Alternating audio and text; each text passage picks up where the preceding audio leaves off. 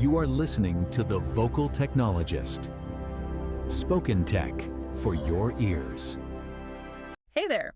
So, you dropped this incredibly dense stack of tech engineering blogs, newsletters, and tool launches from late June 2026 right into our laps today. I did, yeah. There's a lot of ground to cover. There really is. And looking through your notes, it's clear you're trying to make sense of this massive paradigm shift happening right in front of us. Right. It's a huge transition. To kick this off, I want you to imagine opening up the walls of your house to check the plumbing.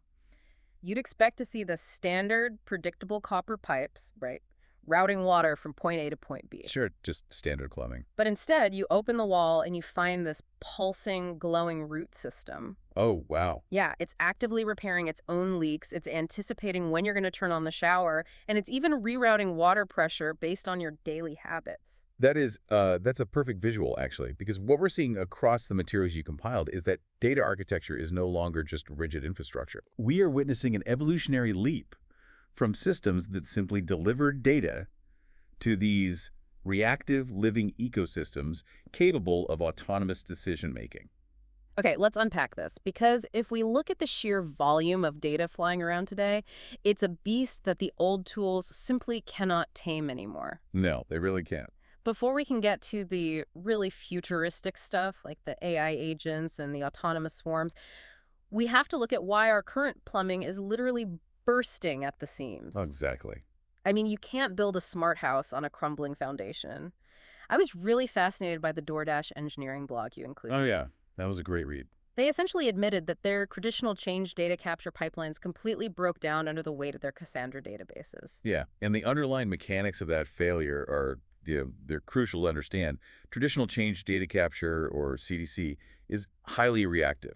Okay, reactive how? Well, the standard approach is to essentially tail a database's internal transaction log. It's like, imagine driving behind a car and trying to map its entire route purely by sniffing its exhaust fumes. Oh, wow. That sounds terrible. It is. And when DoorDash hit the massive scale limits of Cassandra, which, it's a highly distributed database, trying to stitch together all those disparate asynchronous logs into a coherent stream just became incredibly fragile. So they couldn't keep up with their own exhaust, basically. Exactly. The system just started dropping things. So what's the alternative? Because the notes say they replaced it with something called WHALE, a write-ahead intent log. Right, whale. I see the acronym, but how does that actually change the mechanics of the data flow? So it flips the entire philosophy of data ingestion. Instead of a system reacting to what the database already did, whale logs the intent to mutate data. The intent. Yes. It logs that intent directly into a message broker like Kafka alongside the actual database chain. Okay, I think I need an analogy here. Sure. Think of it like a restaurant. Oh. The old way, the CDC way, is the waiter waiting for the chef to cook the entire meal, looking at the finished plate, and then writing down what was made. Right, which seems backward. It is. Mm-hmm. Whale is the waiter handing the order ticket to the kitchen and simultaneously putting a copy of that exact same ticket on a central spike at the front counter. Got it. That ticket is the intent. Then a smart consumer service steps in, looks at the ticket, verifies the state, applies schema rules, and publishes the events. That makes so much sense. You're treating the message broker as the verified source of truth for the action, rather than just hoping the database logs catch everything in the right order. Exactly. It's proactive instead of reactive. And DoorDash isn't the only one ripping out the old plumbing. Your stack included a fascinating breakdown of Netflix, too. Yeah, Netflix made a massive shift. They completely tore out their compute-managed batch system. They transitioned this wildly complex hierarchy of different departments who are all fighting for compute power into Kubernetes native cohorts and local queues. Which is a brilliant solution to a very common scaling nightmare. In a massive organization, you constantly have jobs competing for compute resources. Right. Marketing needs this, engineering needs that. Exactly. Historically, you'd build rigid fences. Marketing gets this much power, engineering gets this much. But that leads to wasted resources when, say, marketing isn't running any queries that day. Because their servers are just sitting there empty. Right. So what Netflix did by moving to Kubernetes native cohorts is group these workloads dynamically. And the local queues operate on preemption-based fare sharing. Okay, I'm going to need an analogy for preemption-based fare sharing because that sounds like a textbook. Fair enough. Imagine a busy restaurant with VIP tables and general seating. Okay. Preemption means if a VIP suddenly walks in, say, a mission-critical production query, the system has the authority to politely but funnily ask a lower priority customer to get up from their table so the VIP can sit down. Oh, wow. Just boot them right out. Yeah, but it's dynamic. It borrows and reclaims resources in real time, ensuring no server ever sits idle, while also guaranteeing that your critical pipelines never have to wait in line. Which ties perfectly into Jack Van Lightly's storage taxonomy that you highlighted. Yes, the taxonomy is key here. He points out that modern systems are heavily shifting toward LT, combining local, transactional, and analytical processing. That is basically the holy grail everyone has been chasing. Really? Why is it such a big deal? Because for decades, the industry standard has been to keep transactional databases, the ones processing your live shopping cart, completely separated from analytical data warehouses. The warehouses being the ones running like quarterly revenue dashboards. Exactly. And doing that requires a massive, brittle ETL pipeline to extract, transform, and load the data from one system to the other. And those pipelines are the ones constantly breaking. Exactly why Databricks dedicated so much of their 2026 summit to Lakehouser T and LTAP announcements. Oh, right. Lakehouse real time. Yeah. The message is just really clear now. Stop moving the data, stop building these fragile bridges. By unifying transactional and analytical workloads on a single governed copy of data, you eliminate the need for those separate breaking pipelines altogether. I hear that, but then I look at the whole Git for data movement outlined in the rest of your stack. Oh, the Git for data stuff is fascinating. It is, but we've got tools like dbtrail streaming MySQL bin logs for point-in-time recovery, and SQL build adding change-aware execution and fingerprinting to dbt models. Right, yeah. I have to play devil's advocate here. On one hand, we're saying simplify and stop moving data. Sure. But on the other hand, we are adding layer upon layer of version control and state management. Isn't this just putting more sophisticated duct tape on a leaky pipe? It's a fair question. Because my mental model for data pipelines has always been a game of Jenga. You pull one block at the bottom and a marketing dashboard crashes 3 departments away. Doesn't adding fingerprinting and version control just make it a more complicated game of Jenga? It's easy to view it as added complexity, I'll give you that. But it actually represents a fundamental shift in engineering philosophy. How so? Well, Booking.com published an incredible piece on this that they call the broken windows of data. Like the criminology theory? Exactly. In criminology, the broken windows theory suggests that visible signs of neglect, like a broken window on a building, encourage further vandalism. Right. In data architecture, small, unchecked inconsistencies, a null value over here, a mismatched currency format over there, they pollute the entire warehouse if you leave them unchecked. I see. So by the time that data reaches the CEO's dashboard, the building is basically condemned, and nobody trusts the numbers. And that lack of trust is fatal for a data team. Tools like SQL Build and Git for data patterns, they aren't duct tape. They are shifting the quality control to the very beginning of the assembly line. Oh, I get it. Catching it early. Yes. By enforcing local validation and continuous integration checks before the code ever merges into production, you force the developer to fix the window immediately. So you aren't playing Jenga anymore? No, because you're inspecting every single wooden block for microscopic fractures before you're even allowed to put it in the tower. But building that bulletproof pipeline introduces a totally new vulnerability. Like, what are you actually pumping through it? What do you mean? Well, if the pipelines are perfectly stable, but 5 different teams, or, 5 different AI agents, define the word revenue 5 different ways, the result is still total chaos. Oh, absolutely. Language and context become the ultimate bottleneck. And this is where the concept of a semantic layer becomes the most critical piece of the puzzle. Lyft's engineering team tackled this head on. Right.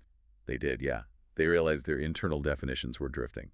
So they built a metric semantic layer centered around these things called golden metrics. What stood out to me is how rigidly they enforce this. Every single golden metric requires dual ownership. Right.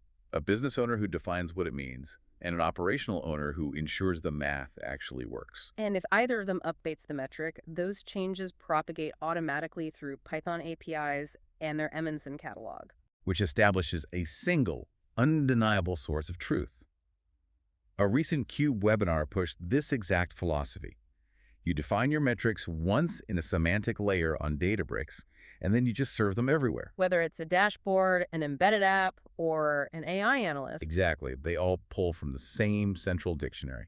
But AWS took a slightly different approach with their new context stack for AI agents. They did, and it's wild. Yeah, instead of human beings sitting around a table negotiating these definitions manually, the AWS context knowledge graph actually learns from the agents themselves. Yep, it uses S3 annotations and iceberg metadata to dynamically build a map of enterprise context. Which fundamentally redefines what a human engineer actually does all day. One of the articles you shared focused heavily on the shifting role of the analytics engineer in 2026. The statistics on that are staggering. The data shows that 72% of these engineers are already using AI-assisted coding to write their SQL. 72%. Yeah. So their job isn't typing queries anymore. Their job is system design. Yeah. They are transitioning into basically AI context providers. Right. The new best practice is building AI-enabled project structures, where the code repository explicitly explains the business conventions, the rules, and the domain context directly to the AI, rather than just storing code. Here's where it gets really interesting to me. Okay. Because if I put myself in your shoes, say you're listening to this on your commute, and you work at a fast-paced, move fast and break things startup, doesn't requiring golden metrics and dual ownership and strict semantic layers just drown you in bureaucracy? It feels like it would, yes. I mean, I want my AI agents analyzing market data right now, not waiting 3 weeks for a business owner to approve the definition of an active user. If we connect this to the bigger picture, though, Hmm. without that bureaucracy, you are driving a Ferrari on ice with no seatbelt. Oh, okay. Generative AI is remarkably powerful, but its capacity to hallucinate is legendary.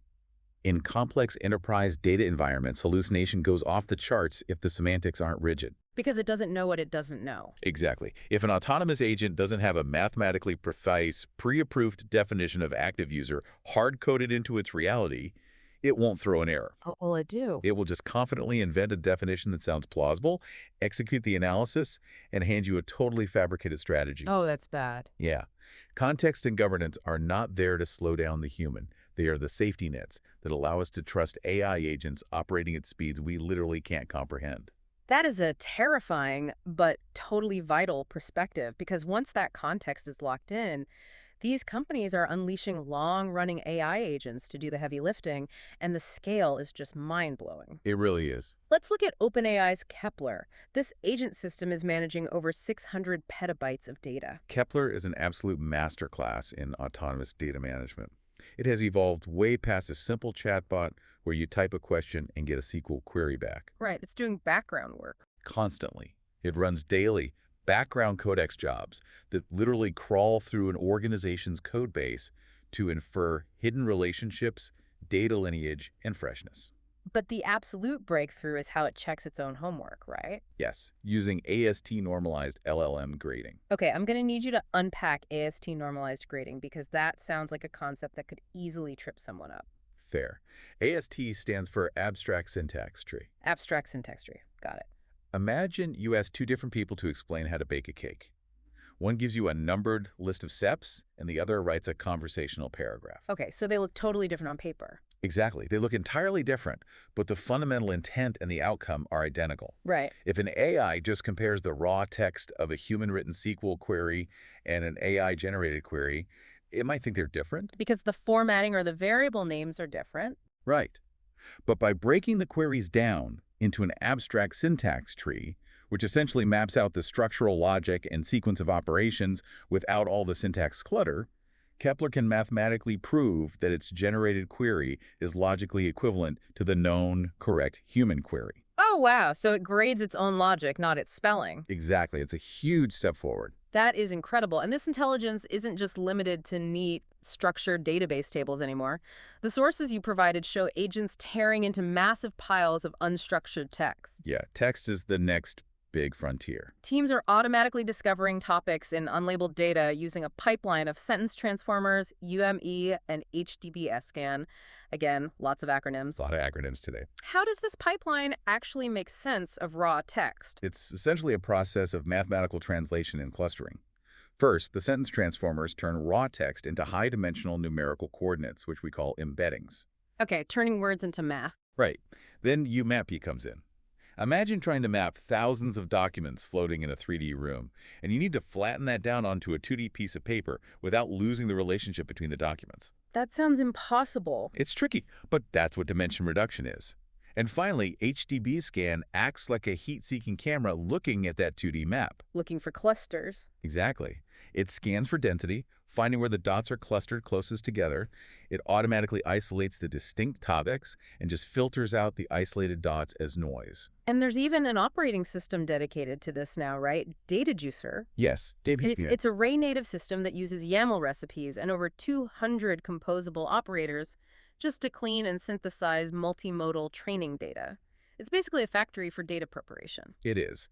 But orchestration seems to be the real beast here. I mean, you can't just give an AI agent a massive prompt and cross your fingers. No, you absolutely cannot. Long-running tasks require rigorous supervision. DoorDash tackled this by building what they call an agentic orchestrator. I love that name. Yeah. They use state machine workflows to keep these agents coherent over time. Instead of one agent trying to hold all the context in its memory, different specialized agents pass persistent artifacts to each other. Like repository research, execution plans, verification reports. Exactly. It really is acting like an entire corporate department. You have a researcher passing a file to an analyst who hands a report to a supervisor. LikeCorp's PJ One Piece agent uses this exact same model. Oh, right. They utilize staged metadata, wide analysis tables, and supervisor agents to cut their analytics lead time from 2 weeks down to 10 minutes. 2 weeks to 10 minutes. That's insane. It is. And we have to talk about the hardware optimizations enabling this swarm behavior. Right. MotherDuck has been making incredible claims regarding DuckDB. DuckDB. DuckDB was built with a local-first, single-node architecture. It spins up highly isolated environments that are tailor-made for agent swarms. They recently demonstrated that a swarm of agents running on a cheap $2.40 an hour cloud instance could beat a massive $64 an hour Snowflake warehouse. Wait, really? A $2 instance beat Snowflake? By a factor of 5 on standardized ClickBench benchmarks. Wow. Cost efficiency at that level changes the entire math of data engineering, especially with DuckDB dropping their 1.5.4 patch, which hardened their JSON and Parquet handling. Yeah, that patch was huge. They even launched a DuckDB WASM-powered SQL Concepts Lab, meaning you can run serious SQL workloads directly in your web browser with zero server setup. It's wild how accessible it's becoming. But as I read through your notes, one glaring question kept hitting me. What's that? How in the world do you run all these autonomous code-writing agents safely? I mean, if we have an autonomous intern with production access executing Python on core infrastructure, a single hallucinated script could drop an entire production database. That is the nightmare scenario. And it's why the Kubernetes security checklist included in your stack is so vital. When you're running prompt-driven workloads, isolation is your only defense. So sandboxing them. Heavily. You have to implement strict network policies to guarantee an agent cannot secretly call out to an unauthorized external server and leak data. Right. You enforce least privilege, role-based access control, or RBC, so the agent can only touch exactly what it needs for that specific task. And most importantly, you run these agents inside dedicated sandboxes like gvisor or Kata containers. So even if the agent writes malicious code, it's totally trapped. Precisely. Think of it like locking that autonomous intern in a windowless room where all the files and tools look real, but they're entirely simulated. Oh, that's a great way to put it. Even if they decide to set the room on fire, the actual corporate headquarters doesn't even feel the heat. Okay, so let's zoom out and look at the whole picture. We've got the data flowing cleanly through Whale and LTAP architectures, catching broken windows early. Yep. We have the language strictly governed by semantic layers so the AI doesn't hallucinate. And we have swarms of agents securely sandboxed, crunching 600 petabytes of data to deliver analysis in 10 minutes. It's a beautiful system. It is. But here's the friction point. 10 minutes is fantastic if you're presenting to a boardroom. But modern consumer platforms don't have 10 minutes. No, they have milliseconds. Right. If an app is rebuilding a user's profile, it has to happen instantaneously, or the user closes the app. Speed at the edge is the ultimate proving ground for all this back-end intelligence. Zalando provided a stunning look at this. They handle an immense volume of internal microservice traffic. To manage it, they built a high-performance client-side load balancer directly in process. And it handles over 1 million internal fan-out requests per second. 1 million. To achieve that, they actually had to bypass their central edge ingress, Skipper, for batch requests. Bypass it entirely. Yeah. Instead of routing every single request through a central bottleneck like Imagine making every tourist in a city call the main tourist office for directions. Oh, that'd be a disaster. Right. They used availability zone-aware routing and Kubernetes watch-based discovery. The client itself knows exactly which local server to ask, cutting out the middleman entirely. And Zepto is pushing those exact same boundaries on the ingestion side.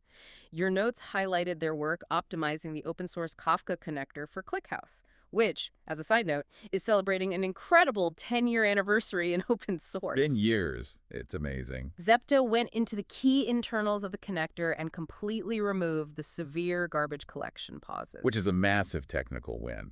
In software, garbage collection is essentially the system stopping all operations to take out the digital trash, clearing up memory that is no longer needed. Right.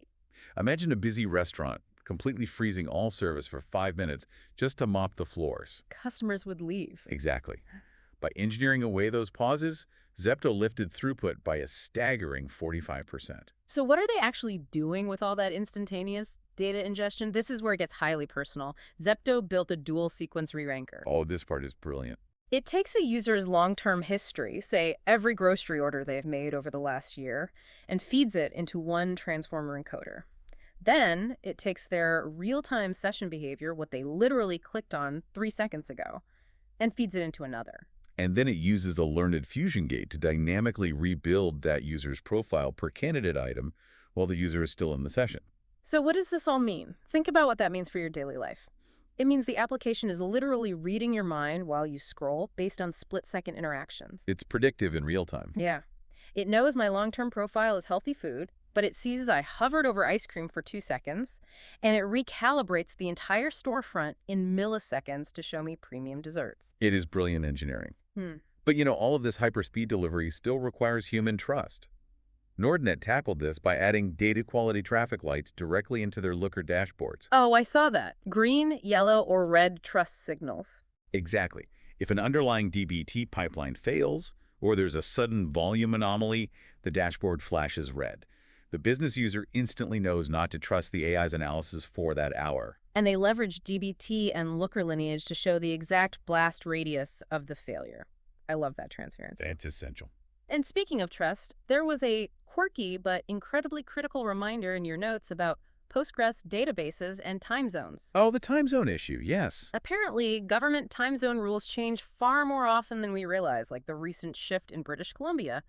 If you are building software that stores future calendar events, you must store the intended local time and the time zone, not just the raw UTC timestamp. It seems like a minor detail, but it's a perfect example of why the human element is just irreplaceable. If the government changes a time zone rule and your system only saved the UTC timestamp, suddenly a doctor's appointment or a flight departure is off by an hour. Which is a huge deal. Exactly. You can have the most advanced AI agent swarm in the world running on DuckDB, orchestrated by state machines. But if it doesn't understand the messy, real-world political context of a municipal time zone shift, the data is useless. Right. Technically, excellent data teams still fail if they believe their only job is delivering data. Because strong technical execution is just table stakes now. The AI can execute the queries, the AI can build the pipelines. Exactly where this is all heading. The real value is shifting entirely toward opinionated analysis. The technology handles the massive scale, the self-healing pipelines, the millisecond re-ranking. But humans must possess a perspective. Right. Humans have to look at that trusted data and drive the actual business action. Absolutely. Which brings this entire deep dive full circle. Based on the stack of sources you provided, we are living through a massive architectural shift. We are leaving behind the manual reactive CDC pipelines that collapse under pressure and moving toward proactive systems like Whale and LTAB. We really are. We're abandoning chaotic team-by-team definitions in favor of golden metrics and AI context graphs. And we are replacing manual querying with autonomous, sandboxed AI swarms that execute in milliseconds. And for anyone navigating this space, I think the key takeaway is that your value is no longer tied to memorizing SQL syntax or learning the newest orchestration tool. Your value lies in understanding system design, enforcing data quality at the point of creation, and providing the deep, governed context that allows AI to function securely. So as we wrap up, I want to leave you with a final thought to mull over. If AI agents are now writing the pipelines, if they are grading their own SQL queries using abstract syntax trees, if they are dynamically defining the context graphs and self-healing the architecture when something breaks, At what point does a company's data infrastructure stop being a tool that engineers use and start becoming an independent, autonomous organism that we simply have to negotiate with? It's a profound shift. It happens the moment the root system starts deciding where the water needs to go before you even turn on the tap. A fascinating place to leave it. Stay curious out there and keep diving deep. Spoken Tech for your ears.